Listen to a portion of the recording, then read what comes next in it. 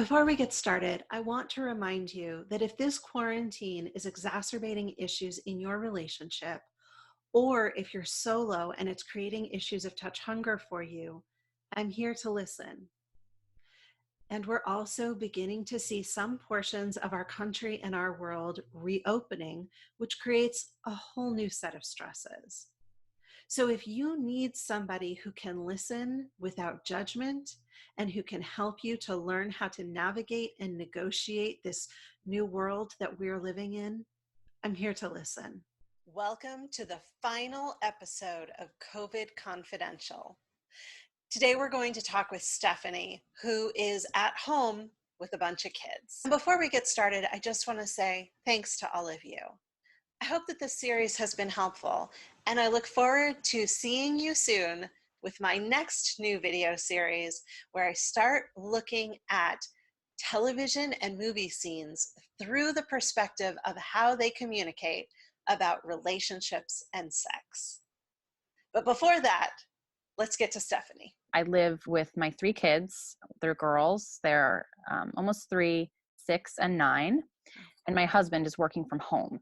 So we're all here. We're all in the house. We're all kind of on top of each other. My husband is working during the days, and he's available, but not really available. He's there. It's nice to have another adult in the house, another human, like grown up to talk to. But there's a lot of togetherness. Yeah. And it's been actually really wonderful in a lot of ways, and also completely overwhelming in a lot of ways. There is no personal space. I'm used to having at least a few hours a day where the kids are in school, and that's been the biggest shift for me, because there is no part of the day that I have to myself, none, until they go to bed, at which point I'm kind of exhausted. Sure, yeah. Most of the people who I'm talking to are dealing with not having enough touch. Like they're sheltering solo, or they're sheltering separately from their partner, or there are a lot of people who are really missing touch. But then there's a whole other population of people who are potentially in the situation of having way too much touch. Yeah. And so what does it look like for you to sort of have your touch needs overwhelmed? I'm the type of person that I need really need my personal space, probably maybe more than your average person. So it's especially real. It's just overwhelming my senses. My kids are small, so they also are like physically, they climb on me, like actually climb on me. And I think I really see their needs for to be close going up a lot since quarantine. I think it's just their sense of safety and security, reassurance, and they look to their mother for that. So from the moment we get up in the morning until they go to bed, I always have a child on me unless I specifically say I'm going to take some time to do a call or something like that, but those times are really few and far between.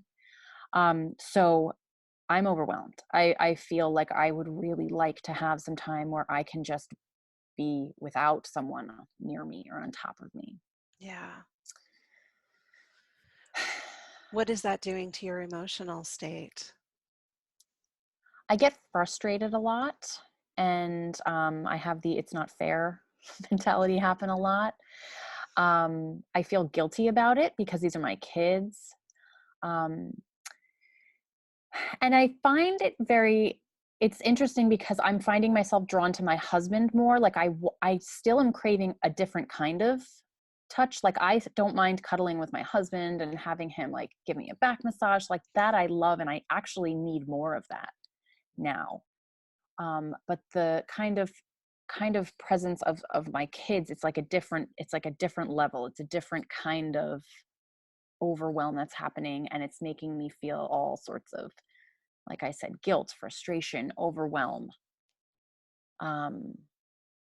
Mostly those things right now. Yeah, that makes complete sense to me, because, and I talk about this a lot for new moms, that when you have a child who is using your body either as a feeding station and or as a jungle gym, your all of your touch energy is going out. You're Mhm. giving nurturing. And what you then need from a partner is to receive nurturing touch. It's not Yeah. that you don't want any more touch. It's just that you need it to not be Mm. going out. You need it to be coming in. Yeah, to definitely. I never thought of it like that, but that is what it feels like. Yeah. Yeah, absolutely. And it's all heightened. I think that it normally there is some level of this anyway because kids will be kids, but just to have no break at all is it's been challenging. It's been my fuse has been a lot shorter Yeah. because of it. Yeah. And my husband can't necessarily give me all that I might need because I think his stress levels are up a lot because he's used to being out of the house and working. And now he's in the house and working with 3 kids running around and me complaining. So, um, his stress levels are higher. And so he retreats into himself more. So when I feel like I have a need for a hug or anything, he he's torn in another direction. Yeah. So there's a lot of unmet needs happening, I guess. And then come nighttime, the kids go to bed finally, and it's our time together, but we are exhausted. Yeah. We're like, this is the only time of the day where it's quiet and we can just breathe and do something for ourselves. And by that time, it's like just all the energy is gone. Yeah. So What is it doing to your libido? Do you have interest in sex or does that go away with your energy? So I'm finding that I have more interest in it during the day when I need the escape. Um, we were actually just talking about this where I'm like in the noontime, I'm like, all right, I could definitely go for something, but kids are here, so that's not going to happen. And then in the nighttime, I'm like, I'm really I just need to not, I have nothing left. Yeah. So that's been a challenge actually. I think we both understand why it is the way it is, and we're both kind of like, okay, this is a situation that's just a situation, and it's not indicative of our love for one another, or nothing's wrong. It's just that it's an overflowing cup. Like it's just the way it is right now. Yeah. This is hard. Yeah. And there are a lot of single people who will look at married people and be like, "What? You have no right to complain. Like, at Yeah. least you have someone." But it's just a completely different kind of stress. It is. It's totally different. And I think if I were alone, I'd be very lonely and I'd really I guess I would be listening to a conversation like this and thinking like I'm being ungrateful. Because of the work that you do, Stefanie, I know that you have a background with using food to control your relationship with your body. Hmm. Um, what is going on with you during this quarantine with that? Have those issues reemerged for you at all? They haven't. And I recently overcame disordered eating, binge eating, binge restrict cycle not very long ago. And I have since done like a lot of work on body image and understanding my relationship with food and exercise.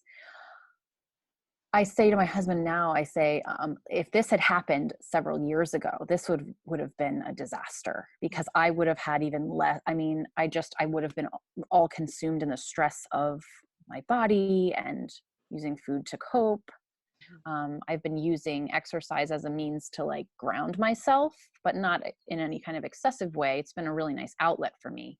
Um, and I've been writing. I've been doing a lot of writing to get the emotion out versus a lot of the other old, maladaptive coping mechanisms that I had been using in, 20 years prior. Yeah. Stefanie, thank you so much for having this conversation. I You're really welcome. appreciate it. You're welcome. Thanks for having me. If this video has been helpful for you, hit the thumbs up, subscribe to the channel, and leave a comment about how you're handling the quarantine. And if you're struggling with this lockdown, I want you to know that I'm here to listen. Go to the link on the screen to get information about my quarantine coaching special. Stay safe and healthy, and I'll see you again soon.